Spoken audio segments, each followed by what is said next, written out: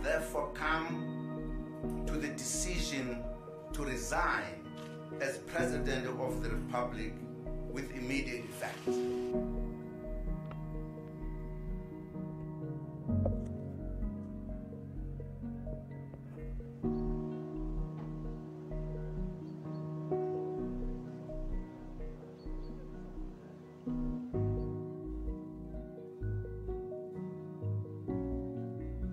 Признание того, что спасибо, что у нас.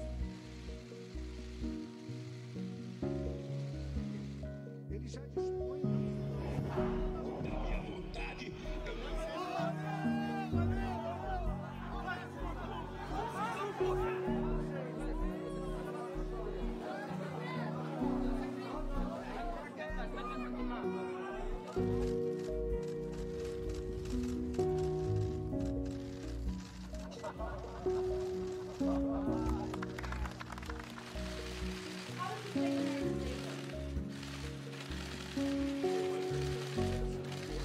Thank you very much.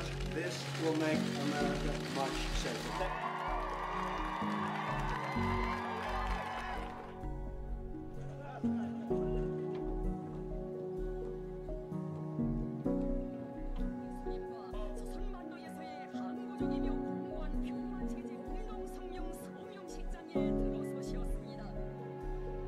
For too long, the Human Rights Council has been a protector of human rights abusers and a cesspool of political bias.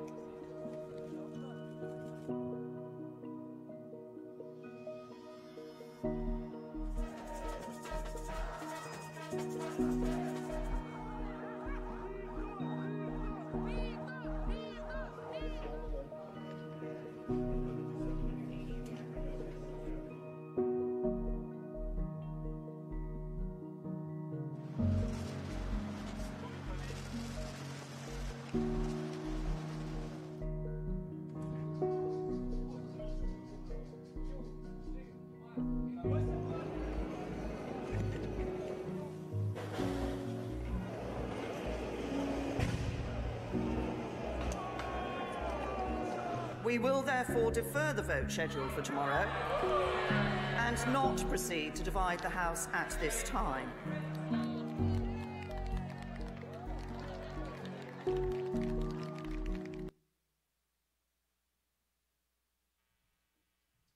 Morning. We want to welcome you to 2019. You know, there's a lot of things happened last year. As you're watching that, you probably didn't even know about. Didn't even know that happened. And what I want to talk about this year, or today, is about making this year, 2019, the best year that you ever had. So I want to welcome you here today. Those of you that are watching online, I want to welcome you to Freshstart Church into 2019. Hey, we still have our Christmas trees up because today is known as Three Kings Day, in case you didn't know that. The day that the wise men supposedly visited Jesus. I think it's not really true, but it's just a day that we picked kind of close by it because it would have been months later probably. But right after the service, we're going to take all this stuff down, and we can use a little bit of help. It'll take about 20 minutes, maybe 30 minutes. We got everything ready just to stick in the boxes, so if you can help us after the service, that would be great. Hey, we're going to talk about today making this year your best year ever, and on Wednesday night at 7 o'clock, we're going to have a special time for those of you in a relationship, marriage, dating, engaged, whatever it is, how to make your relationship the best year of your relationship ever. There's a little difference about being in a partnership than about just setting up kind of goals for yourself. There's quite a bit of difference, actually, and we're going to talk about that on Wednesday night at 7 o'clock. I hope you can join us. I'm doing the same thing, by the way, in Orlando. And not on the same day, but there's already 26 people signed up for that, so I want to see if we can beat them, okay? We have 26 people coming in Orlando to that event, and so I hope we can have a few more here. And then, guys, I want to remind you about the men's retreat on February 1st and 2nd. I could really use to know that you're planning to go with us. Listen, you either have a good reason you can't go, like you're getting your hair done that day, or you have kind of like an excuse, okay? So don't make an excuse. It's not painful. It's a lot of fun. There's a sign-up sheet out in the Welcome Center. Please sign up. If you're watching online and you'd like to go with us, you can just register online, and we'll get you all signed up. All right, so I thought it might be interesting for us to identify the top 10 New Year's resolutions that have been made for 2019. All right, top 10. So I thought to do that, we would play a round of the Family Feud. All right, so this is how this is going to work. We are going to play it with the people that are seated here today against the people that are watching online. People that are watching online are going to tap in their answers right here online. I'll be watching. And those of you that are seated here, you'll get to just kind of shout out your answer, okay? Hold on, I just lost my place. I'm not a technological wizard here. All right, so here we go.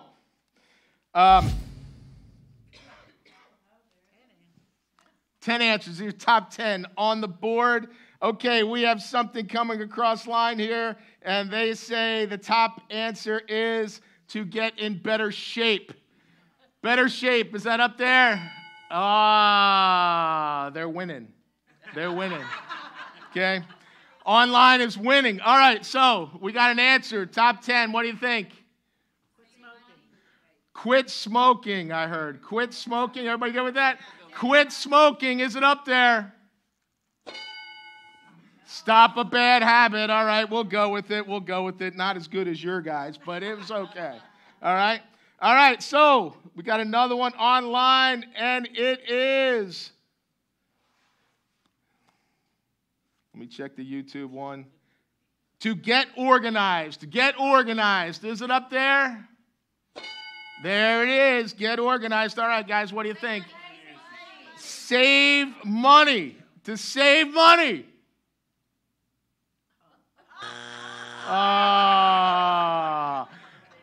You guys are winning. You're winning. All right, here we go. We got another one coming in online. To spend more time with my family. Oh, they're pulling way out ahead, you guys. Way out ahead. All right, here we go. What do you think? Get out of debt.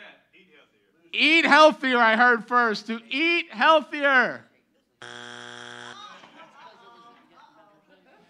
Oh, man. It was close, though. Close. I don't know if I should I give them number 7, you think, guys, or no? No? Okay, judges say no. Sorry. All right, online, you got the next one. To lose weight. I think we already had that, but we're going with it. To lose weight. Oh, bummer. All right, I'll give you one more chance. Would this tie it, or are they up by 2? Get new judges. They up by 2? Get new judges. Get new judges. Is that up there? No, I don't think so. All right, here we go. So, go to church. Go to church. Is that up there? Go to church more. There we go. All right, so what is number 10? Learn a new language. Now, you're going to understand why these are up here when we talk today, okay? Who makes these New Year's resolutions? Okay, number 8. Take a social media break. All right, I'm putting my phone down, guys. All right. Number 7. Drink more water. I was going to give you number 7, Eric. See, but I'm not a judge. All right, number 4. Find a relationship. Good luck. All right, number 2.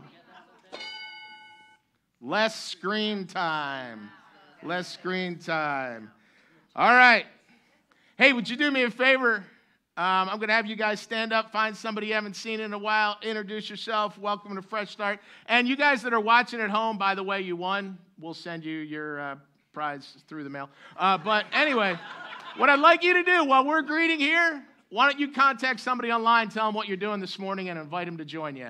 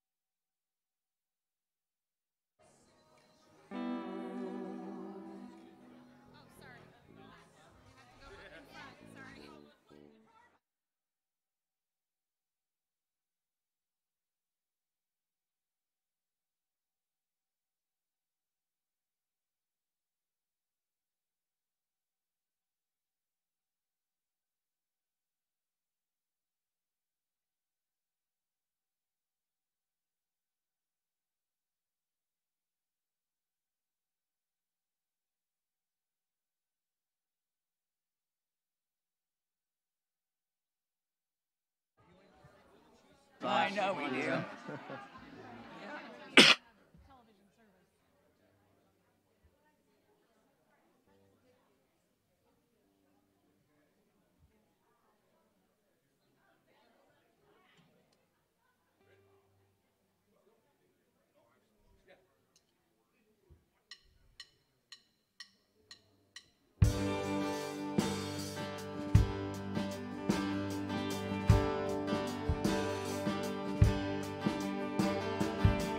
Who am I that the highest king would welcome me? I was lost, but he brought me in with his love for me. Oh, his love for me.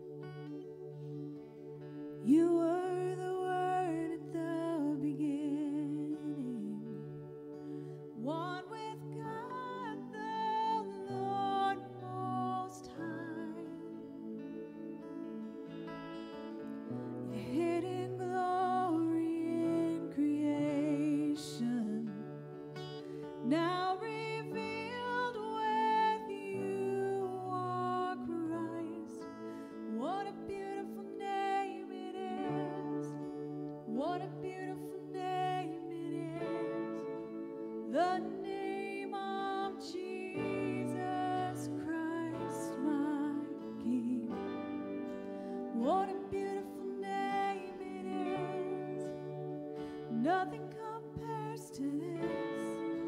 What a beautiful name it is, the name of Jesus.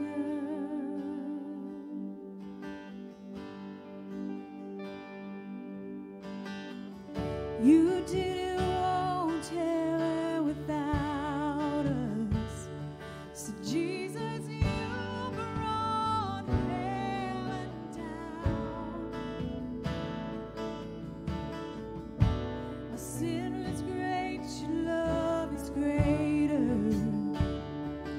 What could separate us now? What a wonderful name it is.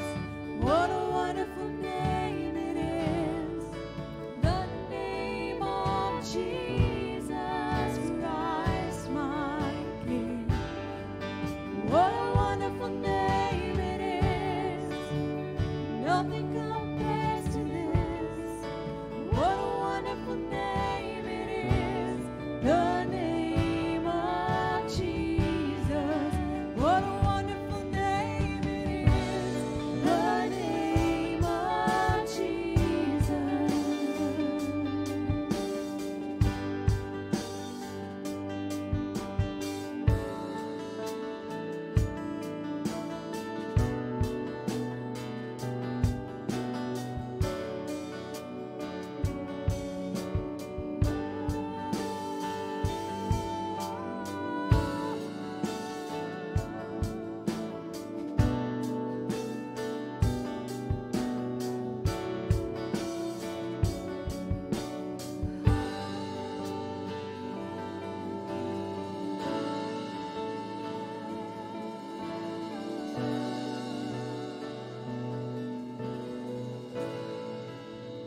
Death could not hold you.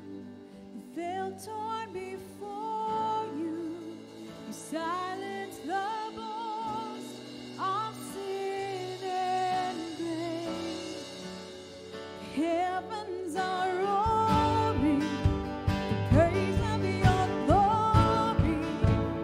For you are raised to life again. You have no rival, you have no equal, now and forever.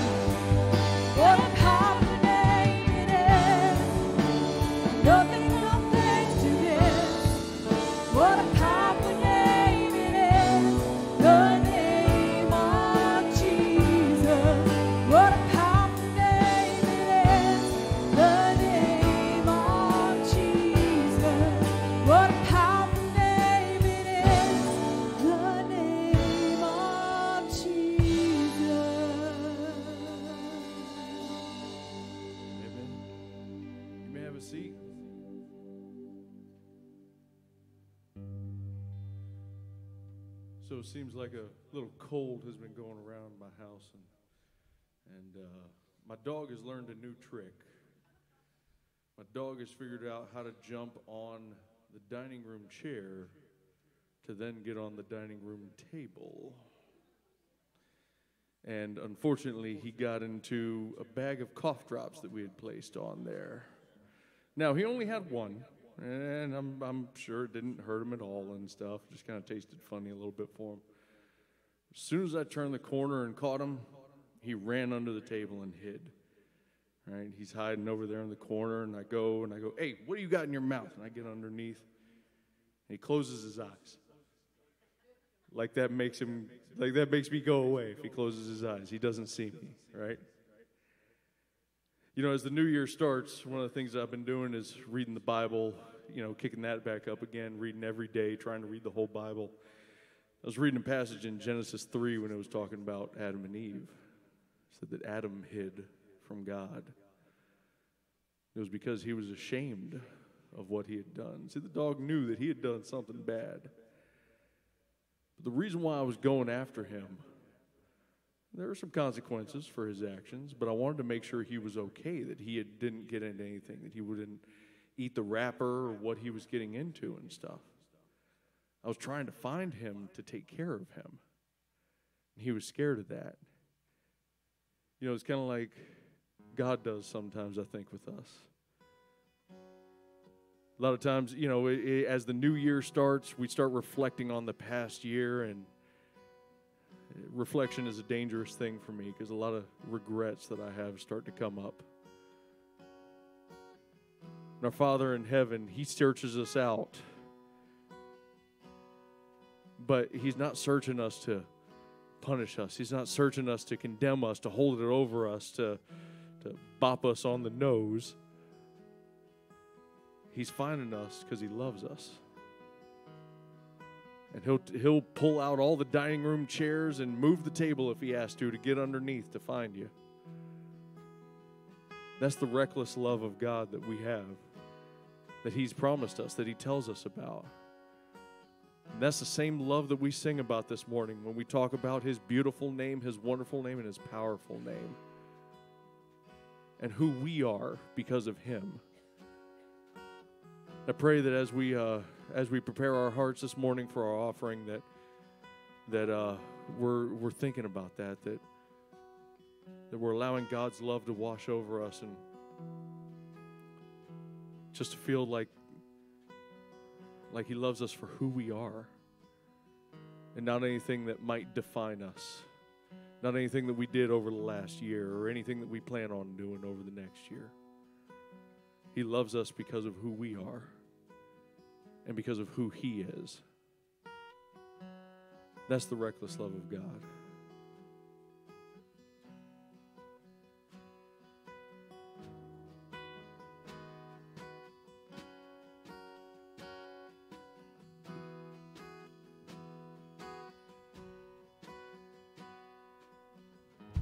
Before I spoke a word, you were singing over me.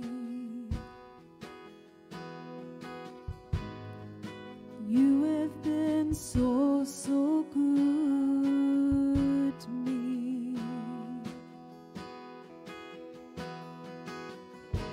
Before I took a breath, you breathed your life in me.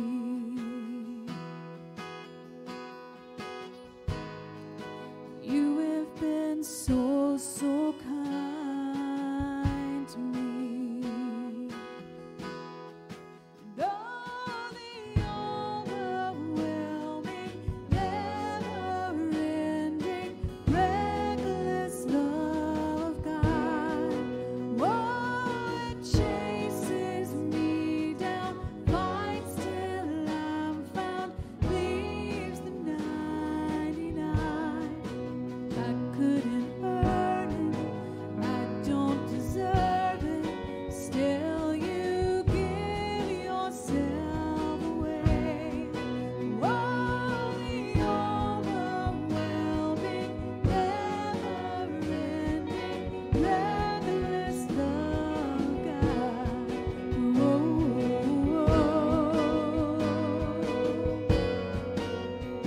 Will you stand if you're able to and sing this with us this morning?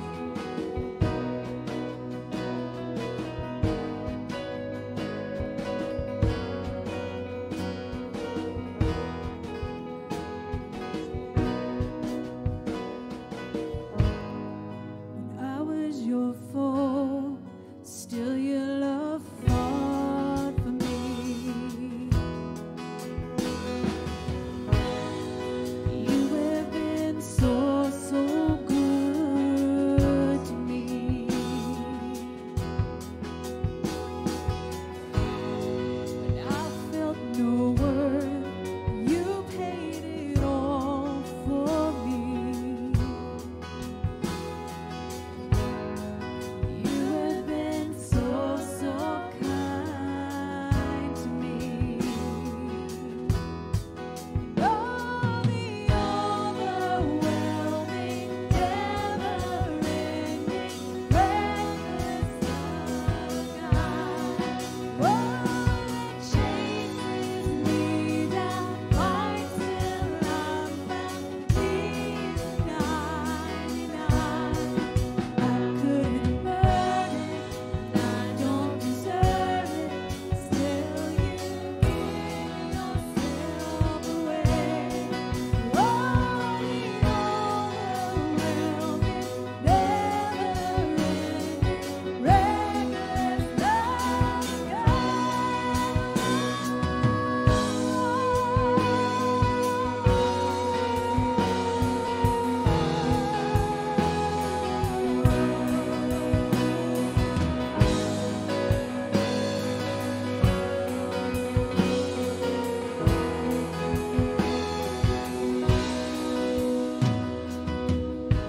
There's no shadow you won't light up, mountain you won't climb up, coming after me.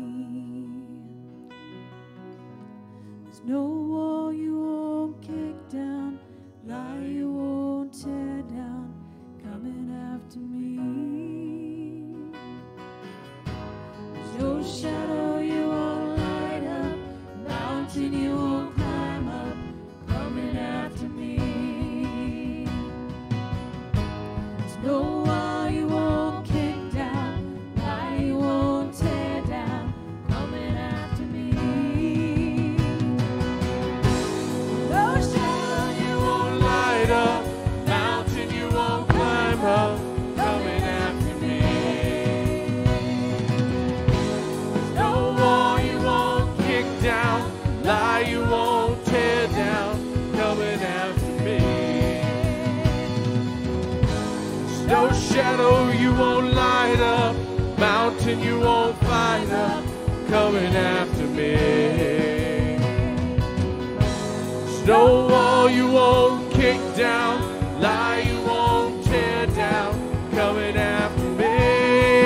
Oh, overwhelming, never-ending, reckless love of God. Oh, chases me down, fights till I'm found, leaves the 99. I don't deserve it, still you give yourself away. Oh, the overwhelming, never-ending, reckless love of God.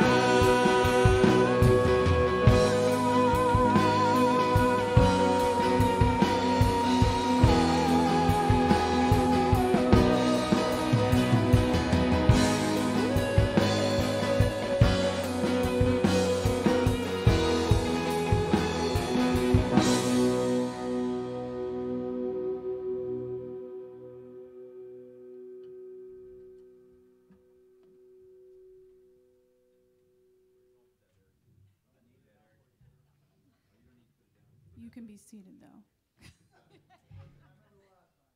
Yeah, I know.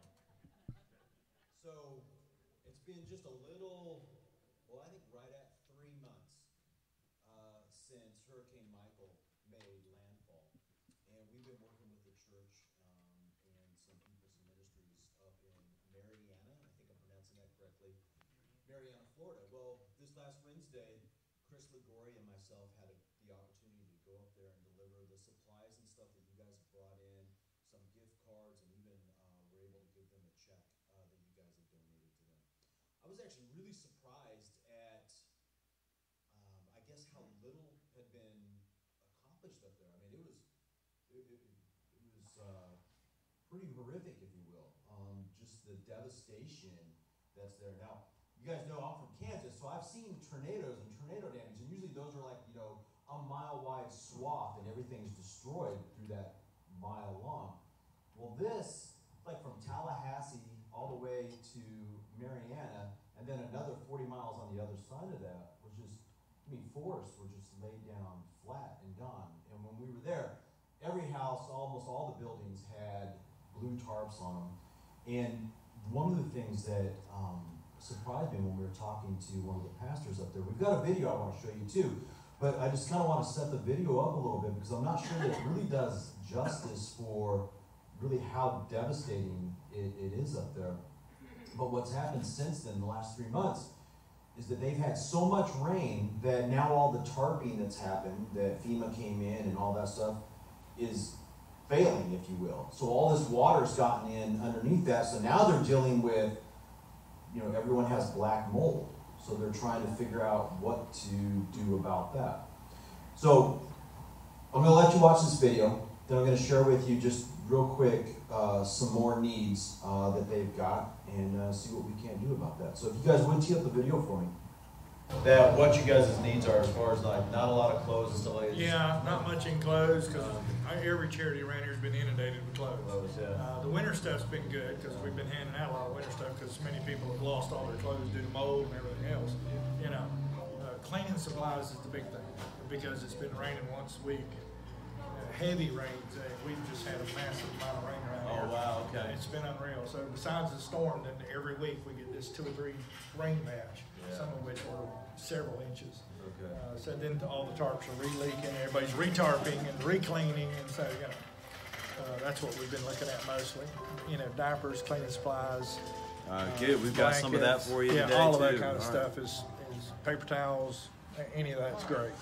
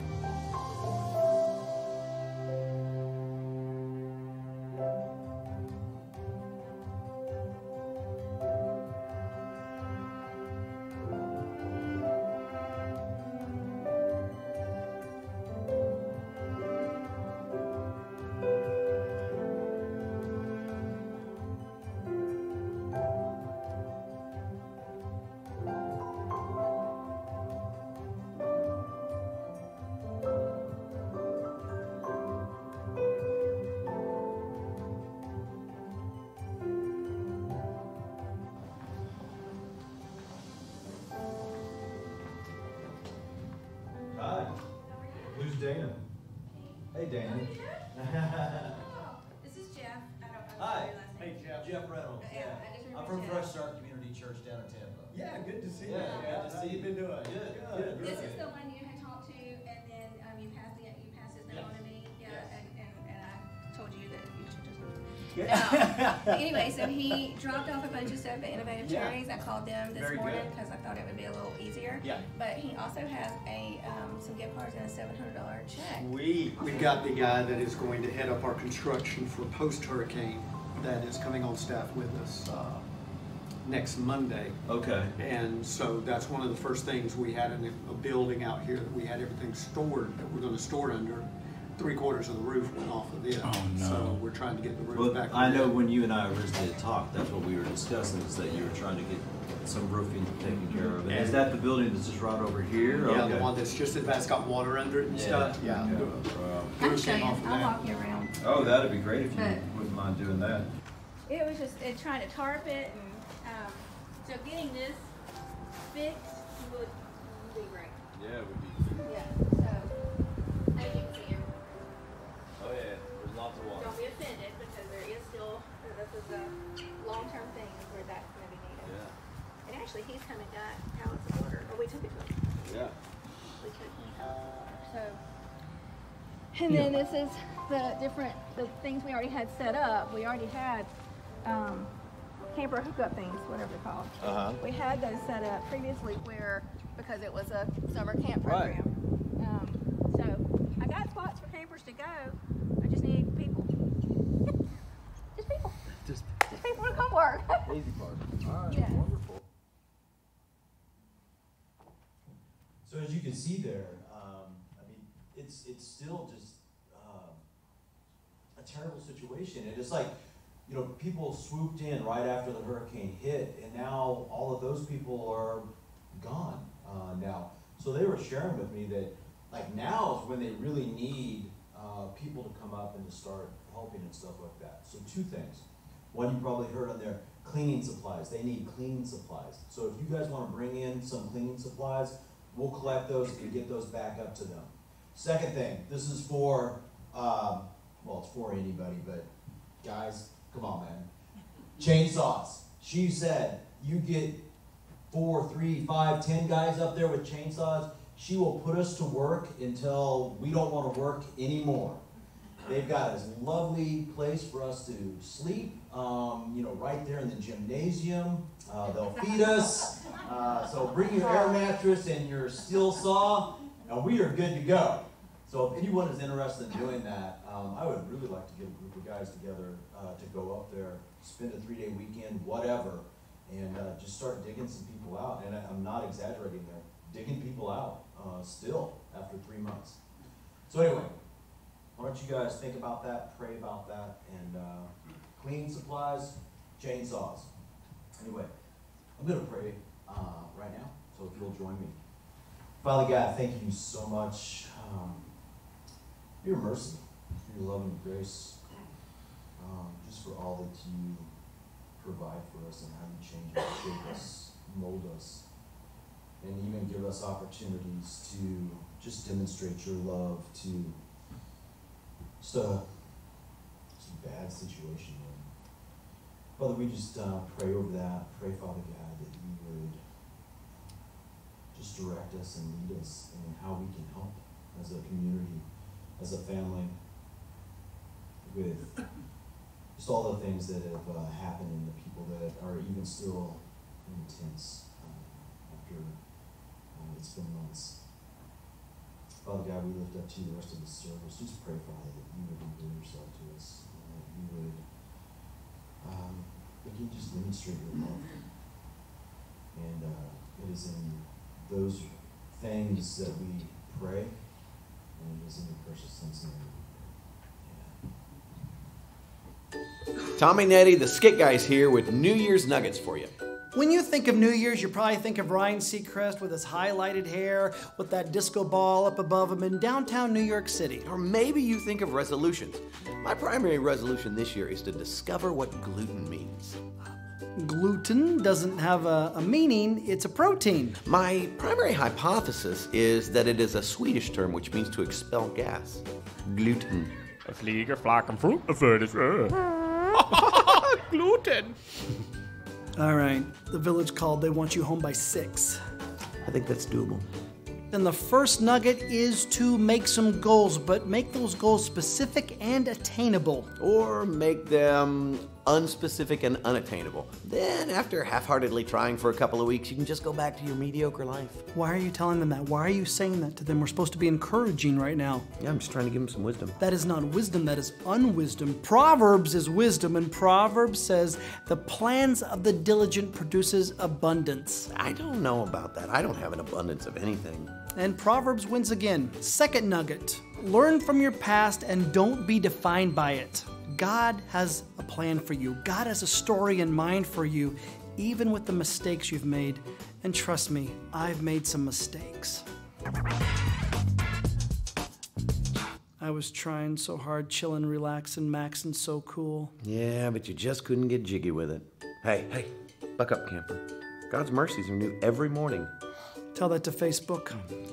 Next nugget, let your yes be yes, which means say yes to everything. I don't know, I didn't pay attention during rehearsal.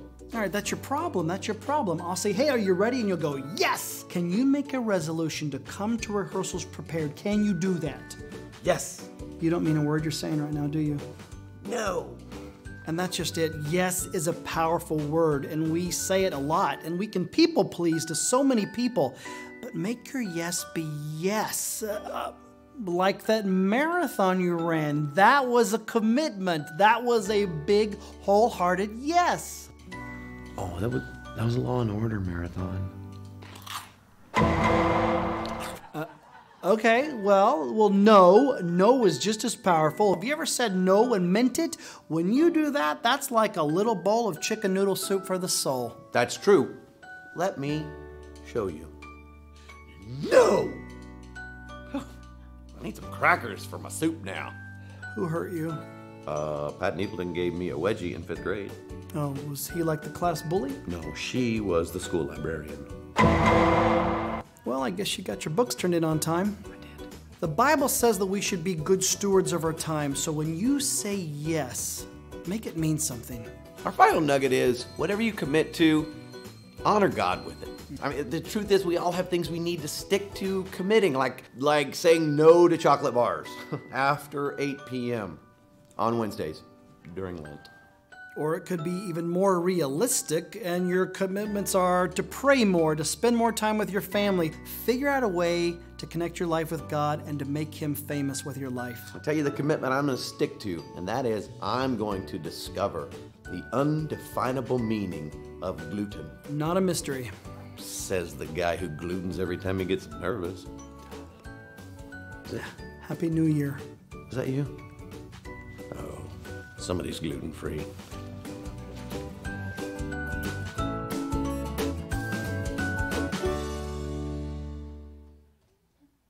Made any resolutions for this year? I don't know if you realize it, but millennials make 80% of the resolutions ever made. In fact, 8 out of 10 millennials have made New Year's resolutions. 2 out of 10 people over the age of 65 have made New Year's resolutions. Now, why is that? Because those of us that are a little older have the history of never carrying through. We have the history of realizing that, they don't really work anyway. And so we have this belief that why do that? Because it's not going to happen. And I want you to understand that if you're going to have your best year ever, there's something that you have to understand about your beliefs. What you believe matters. It makes a huge difference. And so let me ask you this. Do you believe in order to have your best year ever, is it more important to have the right circumstances in your life or the right or the healthy choices in your life? Now, some people might say, well, it's kind of a little bit of both, and there's a little bit of truth in that, but the answer really is it's choices. Your best year ever is determined by the choices that you're going to make. I love a book that's written by Viktor Frankl called Man's Search for Meaning, and Viktor Frankl was in a concentration camp in Germany. And while he was in that concentration camp, he wrote the book. And he sat there in the concentration camp and he said, what is it that possesses a man who's going to die by the end of the day? To take his last piece of bread and walk it across the barracks and give it to a man who's going to die in an hour. What is it that would allow that man to do that selflessly? And then he penned this line. He said, everything can be taken from a man. Everything. Except one thing. His ability to choose the belief or the attitude that he or she will face any given circumstance. So what we choose to believe will have a huge effect on our best year ever. About a year ago, I met a man. Some of you might know him. You might have seen some of his stuff on Facebook or on the internet. His name is Michael Hyatt, and he's an incredible man. He's a Christian man. He was the head of Thomas Nelson Publishers for many years, the largest Christian publication house in the world. Took that to the zenith position. Now he runs his own company. He's the CEO of that. And a lot of what I'm going to share today, I've learned from him. Now, one of the things that all of us have when it comes to beliefs in our head is what I want us to think about and what we're going to call limiting beliefs. So I had a friend who had a dog. I'm kind of interested in Joel's dog, by the way. Really want to see the picture of Joel and the dog under that table. Really want to see that. And I'm really kind of concerned about why the dog closes his eyes when he sees Joel. But anyway, that's a whole nother story. So, my friend had a dog. It was an incredible dog. Everything was great about this dog except one thing. When you open the front door, this dog would tear out of the house right into oncoming traffic in the street. And my friend was kind of concerned about his dog. So he worked at it a while. He couldn't keep the dog inside. And a friend suggested that he get an electric fence. He didn't really know what it was, but he learned that it was this wire that he buried kind of around the perimeter of his yard. He hung a little sensor on his dog's collar, and so when the dog would run out and get to that wire, would zap the dog, and the dog would be like, I'm not going there. And the dog kind of learned after a while that this is as far as I go. My friend said, then something really interesting happened. I took the sensor off the dog, and the dog still would not go out of the yard. The dog began to believe that if he went this far, he was going to have a really bad experience. There was no sensor. There was nothing keeping him in that yard except his limiting belief. And you and I have limiting beliefs. Some of us have them about the world that we live in. Hey, this place is never going to get better. I mean, this world's going to hell in a handbasket. Or some of us say, you know, those politicians are going to destroy the economy, and I'll never get ahead. Some of us have limiting beliefs about other people. He's way too busy to ever see me. My child will never change. Those people who ran my investment, well, they ran it into the ground. Some of us have limiting beliefs about ourselves. I can say I'm going to lose weight, but I'm always going to be overweight. I've always been terrible at dealing with money. It's just kind of who I am. I'm not good at handling money. Or I'm a failure. Or I'll never get out of pain. Or, Scott, I'm not a planner. Some of us have limiting beliefs about God. I know God did that in the Bible, but he doesn't do it today. I'm struggling, yes, but I'm struggling because he's punishing me. God's way too busy to deal with my needs. I want you to think for a minute and maybe begin a little investigation of some of the limiting beliefs that you hold. In Matthew 25, we read a parable of Jesus, and it's a parable that we've all heard many times. We've heard it quoted and used in many places. I want to read it again quickly, just part of it, because I want us to see the limiting belief of the man that was kind of scorned. Jesus says, again, the kingdom of heaven can be illustrated by the story of a man going on a long trip. He called together his servants and entrusted his money to them while he was gone.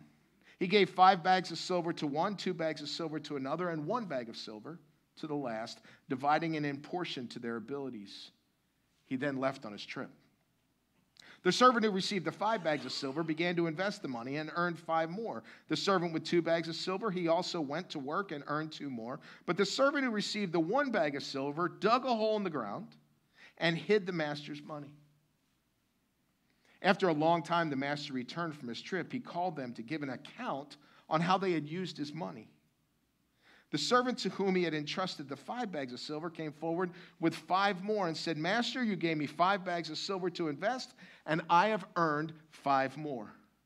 The master was full of praise. Well done, my good and faithful servant.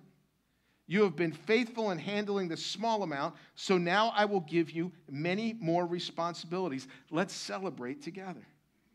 The servant who had received the 2 bags of silver came forward and said, Master, you gave me 2 bags of silver to invest, and I have earned 2 more. The master said, Well done, my good and faithful servant. You have been faithful in handling the small amount, so now I will give you many more responsibilities. Let's celebrate together. Now listen to this. Then the servant with the 1 bag of silver came to the master. I know you are a harsh man, harvesting crops you didn't plant and gathering crops you didn't cultivate. I was afraid I would lose your money. Where does that come from? That's a limiting belief. We'll talk about it in a minute. So I hid it in the earth. What we believe, those limiting beliefs, has an effect on our actions. We will never have our best year ever as long as we live by limiting beliefs. Where do they come from? Well, they come from past failings. They come from running into the electric wires so many times. Or they come from our family. Or they come from media, the things that we watch, the things that we see. Or they come from our friends or our peers. It can even come from people that we look up to who are trying to lead us. What are the beliefs that you have that limit you?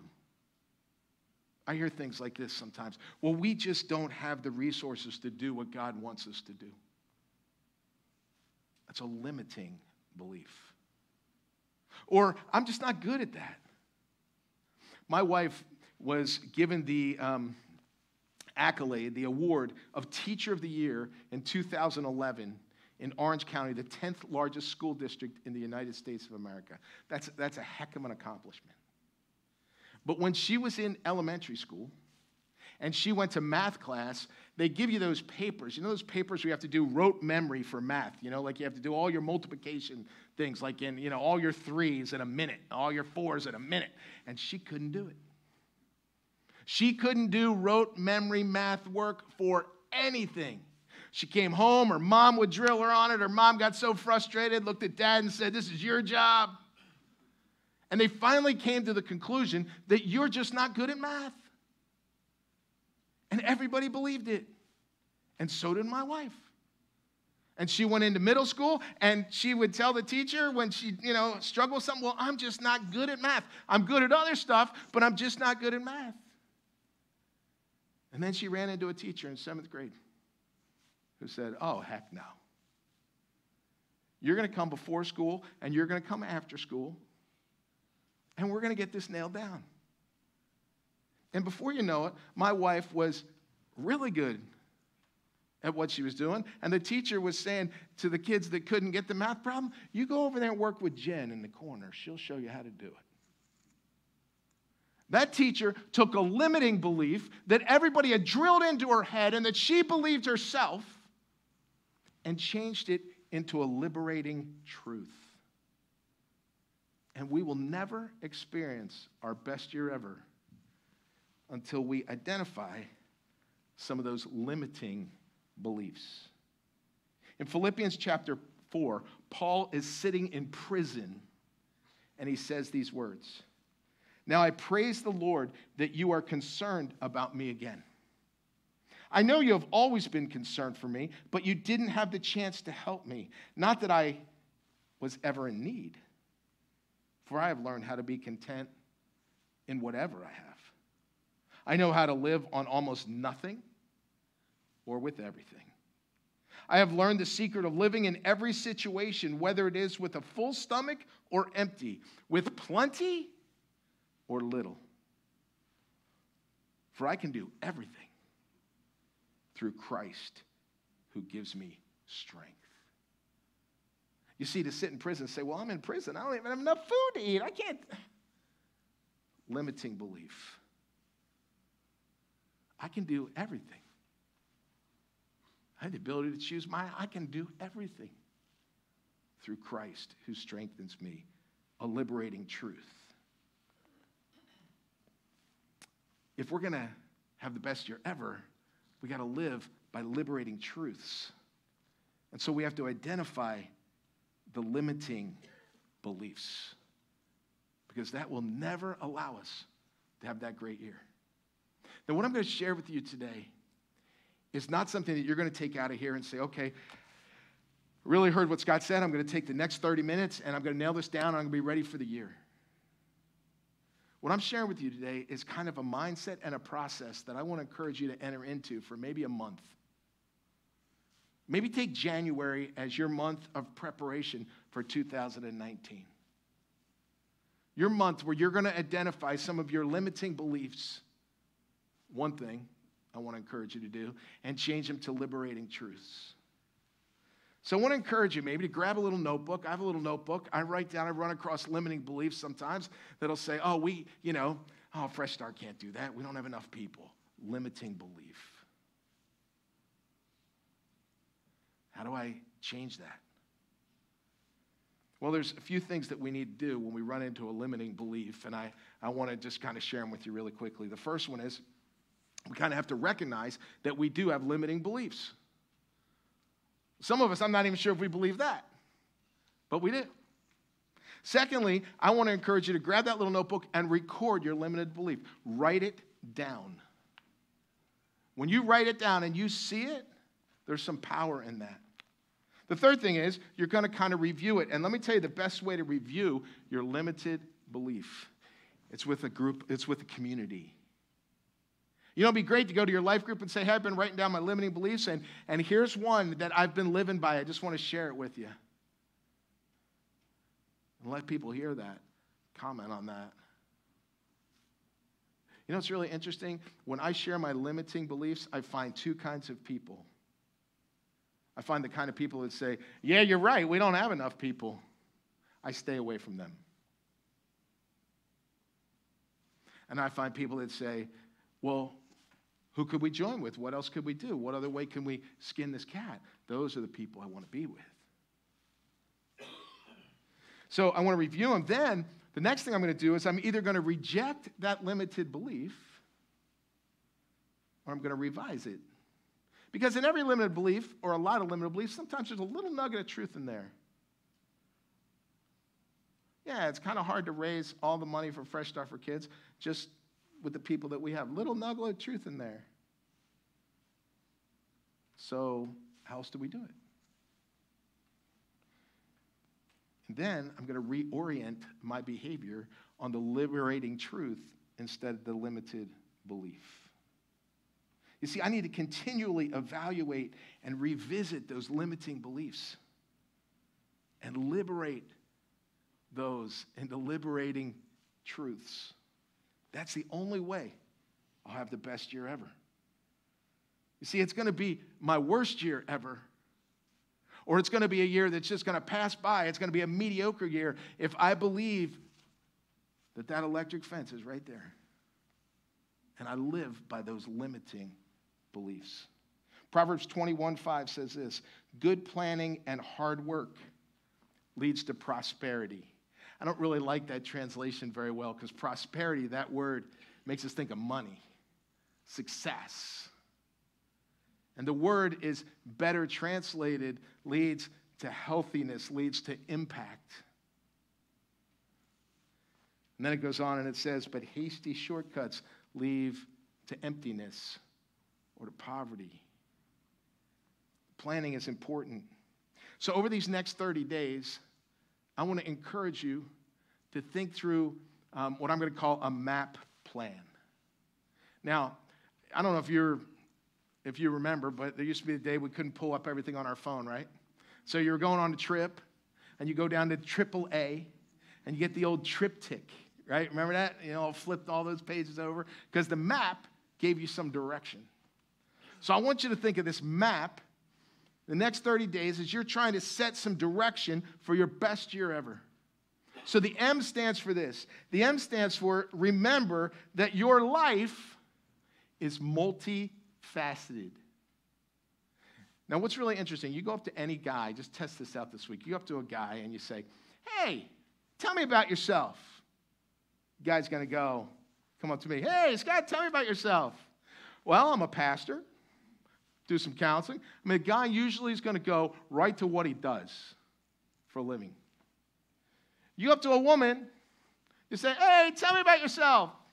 She's going to say, well, I'm married and I have 3 children, and she's going to tell us about her family. Okay, now I know those are stereotypes, but I think I'm pretty good on that.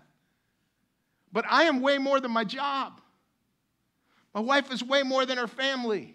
We are multifaceted people. I have a car that's multifaceted. If all I do is spend time with my tires, the car's not going to run very well. So let me give you 10 areas of the multifaceted part of your life. First one is you're a spiritual being. Second, you're an intellectual being. You have a mind. You're an emotional being. You have feelings. A lot of us have been told that part we should just kill. We should stuff. We shouldn't deal with those. And life doesn't run right. You are a physical being. Some of us have a marital part to our being, or a relationship part to our being. Some of us have a parental part to our being. You have a social part to your being. You have a vocational part to your being, and you have an avocational part. That would be your hobbies, the things you like to do when you're not at your vocation. And finally, there's a financial part to your being. And when you're thinking this month about it being your best year ever, you've got to think of yourself as a multifaceted being. If somebody just says, well, I'm just going to lose weight this year. Well, losing weight, I got to tell you, it takes some finances. Because now you're going to buy all that organic stuff and all that health food stuff, and that's a lot more expensive than whatever. It takes a focus of everything. And every part matters. And the good news is you can change every part. You have the ability to do that. It's interesting. Gym memberships just went up by like a quadrillion this month, right? But I don't know that church memberships did. Because we focus on our physical part of our being, but how about our spiritual part of our being? You can change every part. And confidence and happiness and satisfaction in life, I'm going to tell you right now, are byproducts of personal growth. They are not byproducts of circumstances.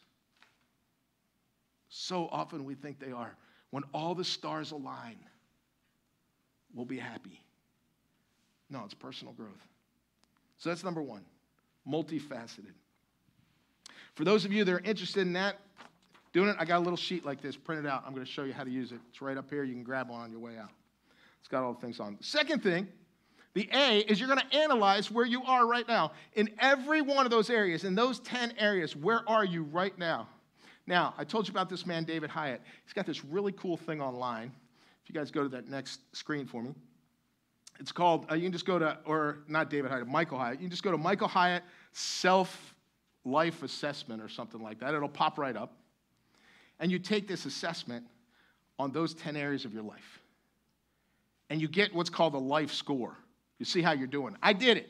I got a 74 out of 100 scoring myself. That's a C. I'm not happy with that. I got some changes to make, some improvements in some areas. And then I did something really cool. I went to Jen and I said, listen, will you take this for me? You answer that for me. A little nervous, got to tell you. But she did it.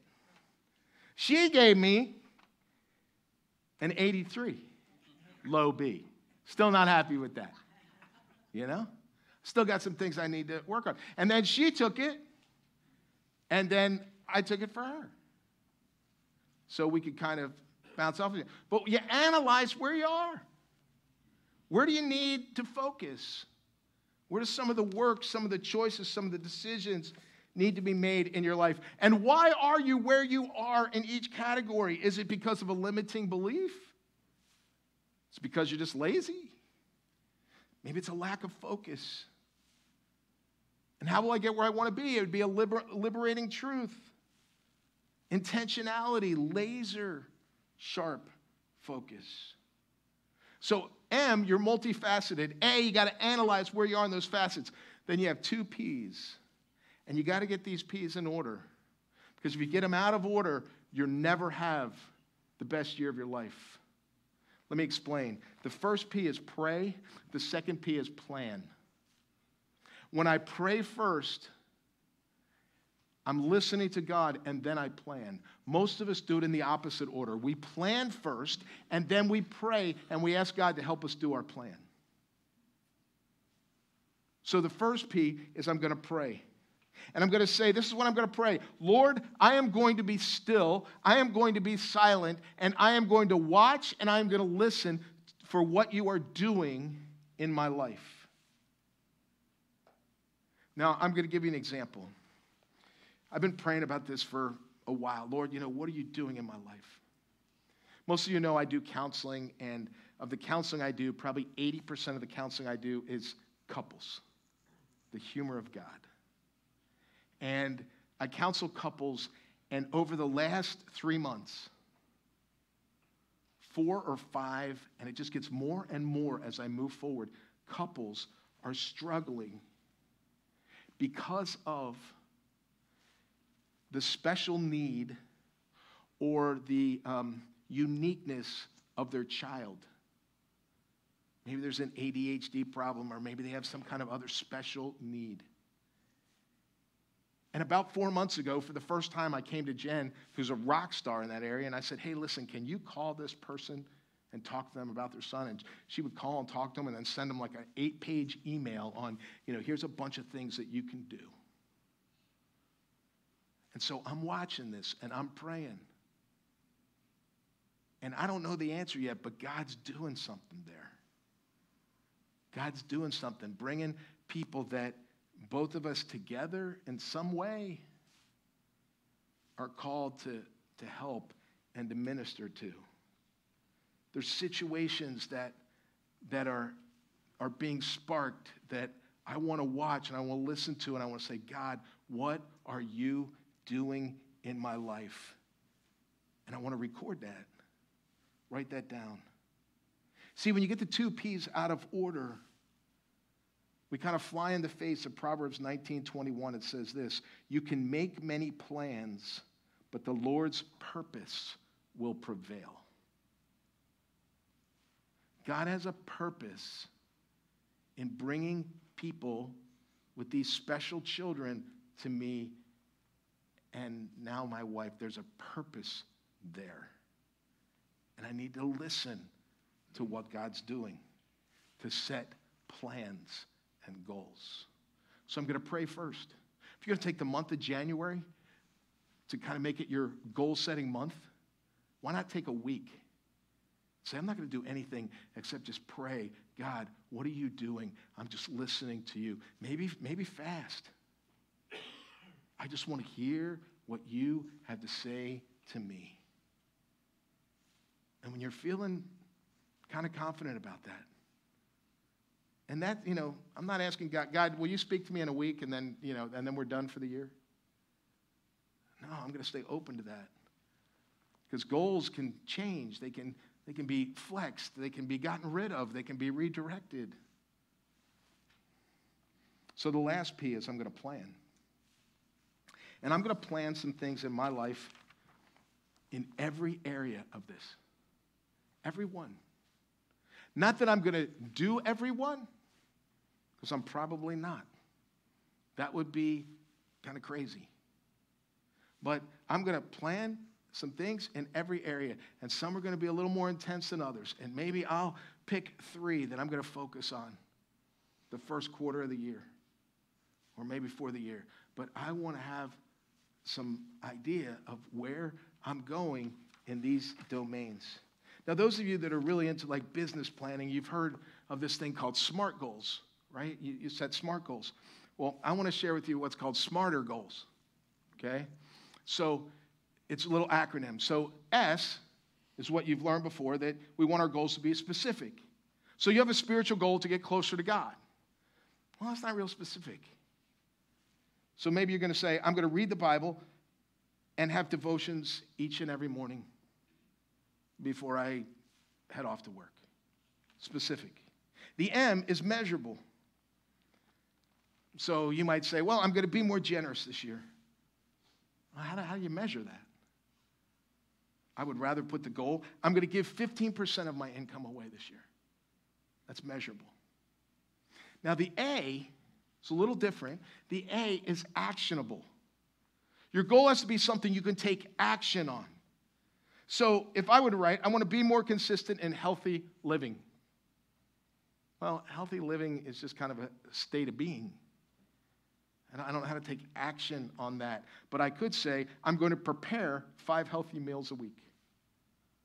Actionable goals start with an action word. I'm going to prepare 5 healthy meals a week. Now, here's my favorite one. The R is risky. Now, in the old way, the R was realistic. When you set realistic goals, it just means you don't want to challenge yourself. Okay? I mean, let's make this realistic. Now, I'm not talking about delusional. Okay? Risky is not delusional. One of my goals is not to play in the NBA by February. Okay? That would be delusional. But risky might be, I'm going to play 4 hard basketball games a month. That might be risky for me. Okay? Or I'm going to open a store that sells basketball equipment. I mean, that might be risky. I don't have the means to do that. It's something I feel God called me to do. I want it. It's risky. It's beyond what I think I could do. The next one, the T, is time-keyed. There needs to be some deadlines to these goals, or how frequently will I do these things, or when's the start date, when's the finish date? Is there a streak to the goal? There's some kind of time-keyed measure. The E, this is really important, it's exciting. Don't let other people set goals for you. You know, don't sit there with your spouse, we'll talk about this Wednesday, and your wife looks at him and goes, well, I think you ought to lose some weight this year. I mean, if you're not excited about it, it's not going to happen. It's got to be something that's exciting to you, something that lights you up, something that you really want to be a part of. I mean, research shows that when you are internally motivated, and, you know, the motivation comes from inside, you have a far better chance of accomplishing your goal than a motivation from the outside. It's going to go away. You're going to fail. And the last one, the R, is it's got to be relevant to your life. I have always had a dream that I wanted to go to law school and medical school. Always. But this plan to do that would not be really relevant to my life right now. Wouldn't be super helpful. But maybe to sit down and read the family law statute in the Florida law might be helpful to me in what I'm doing right now. Might be more relevant to what I do. Now, there's so much more I want to tell you. And like I said, this is going to be a journey for about a month. I'm going to be getting on our Facebook page throughout the weeks and throughout this month and kind of giving you a little bit about strategies and a little bit more. And I hope you'll take this journey with me and just kind of make this month a month of planning. You know, a couple weeks ago, we finished 2018. And I remember standing around some people, and you might have heard this too. People would say, like, whew, where did this year go? I mean, wow, it went so fast. And guys, before you know it, we're going to be celebrating Thanksgiving again. And when we hit Thanksgiving, some of you are going to say, because you've taken the time to think about your limiting beliefs and making them liberating truths and kind of think about the facets of your life, some of you are going to say, you know what? This has been my best year ever. And the rest of us are going to go, wow, Where'd this year go? And it was just another in a string of mediocre years. And the choice for that is really up to us. Let's pray together. Lord God, I thank you for this time together, and I thank you for the ability that you've given us to set goals after listening to you in just kind of all areas of our life. And so, Lord, I pray that you would just be our teacher throughout this, that you would speak to us, that we would hear your small, still voice. I pray that there might be 3 or 4 or 5 or 6, or just a group of people who say, hey, I'm going to take this month and I am going to focus on what God is saying to me. And I and we, as we'll learn about Wednesday, as a couple, we're going to set some goals to make 2019 the best year that we ever had. Lord, we can't control the circumstances, but we can make some choices in their midst. And I pray and I ask that you would just help us do that. In Jesus' name, amen. Hey, guys, I know we're supposed to sing this song, but I'm going to just kind of I was feeling that too. Let it go, okay? But I want to say a couple things before we leave. Men, sign up for the men's retreat. I just got a text. Somebody said maybe we should make it a chainsaw event. But anyway, sign up for the men's retreat. I think we can pull them both off. If you're coming Wednesday night and you haven't told me, if you just put a little bug in my ear, that would be great. I have some material I need to run off and make sure I have for you. If you're not going to be here, if you don't tell me and you're like, oh, I really want to go, I didn't tell them, show up anyway. And if you can help us take the Christmas stuff down, we're going to do that right now. Next week when you come, remember a cleaning supply.